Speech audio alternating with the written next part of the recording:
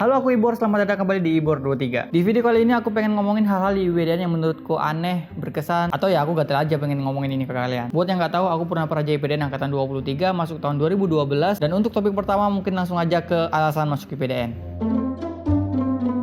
Alasan orang masuk IPDN macam-macam, secara umum dibagi menjadi 3, berusaha, biasa, dan dipaksa. Ada yang karena pengen langsung kerja, ada yang karena gratis, ada yang alasan orang tua, mertua, gebetan, dan lain-lain. Bahkan ada yang aneh-aneh, seperti biar bisa makan tahu Sumedang tiap hari, atau ya iseng aja daftar lalu masuk. Yang pasti semua alasan bagus, karena udah ngasih dorongan atau motivasi buat berusaha. Yang nggak bagus adalah yang nggak punya alasan. Loh, kok bisa? Ya, karena dipaksa. Memang setiap orang tua ingin kalau anaknya sukses dan bahagia, tapi sering itu malah menghempaskan passion dan hal-hal yang membuat dia senang. Kalau udah gini, mungkin memang dia akan sukses, tapi apakah dia akan bahagia? Aku kenal beberapa orang yang kayak gini dan empatiku kepada mereka lebih karena kasihan. Dorongan orang tua bagus, paksaan orang tua gak bagus. Bedain. Hal selanjutnya yang berkesan adalah orang Aceh dan orang Papua.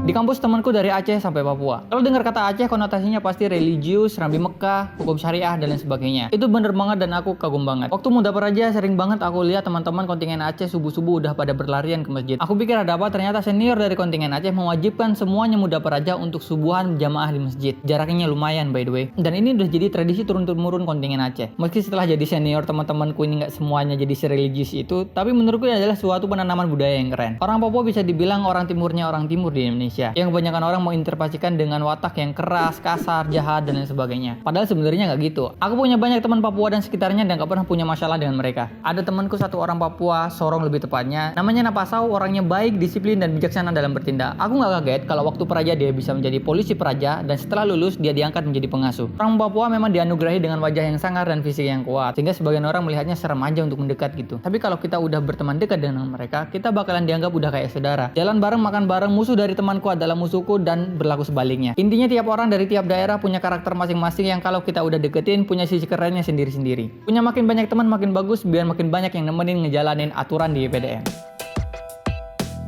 Ada beberapa aturan di kampus yang aku kesel. Satu, di kesatiran IPDN tidak boleh membawa kendaraan apapun dan aku kesel dengan kampus yang jaraknya jauh dan menaik. Waktu Wasana Praja, jarak antara gerbang depan dengan Wisma Aku itu adalah 1 km terukur lurus dari Google Map. Dan Wisma Aku adalah wisma paling atas di antara wisma-wisma yang lain, jadinya jalan ke Wisma Aku nanjak gitu kan. Inilah alasan kenapa aku jarang banget pesiar, karena percuma juga dari Wisma udah rapi, wangi, nyampe gerbang udah keringetan lagi.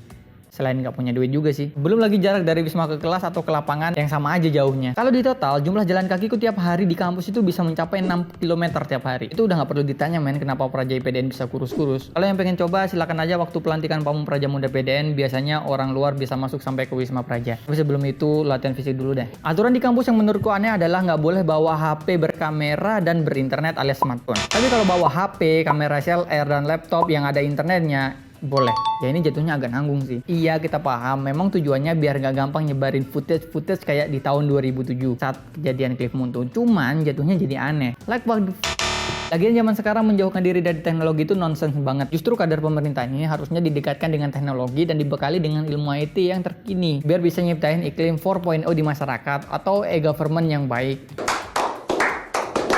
Atau kalau mau kekeh mah jangan tanggung, larang juga internet, HP, laptop di satuan junior. Lagian larangan nggak boleh ini lebih ke nggak boleh ketahuan bawa HP. Karena kalau nggak ketahuan bawa HP, nggak ada yang tahu kalau kita bawa HP. Ya.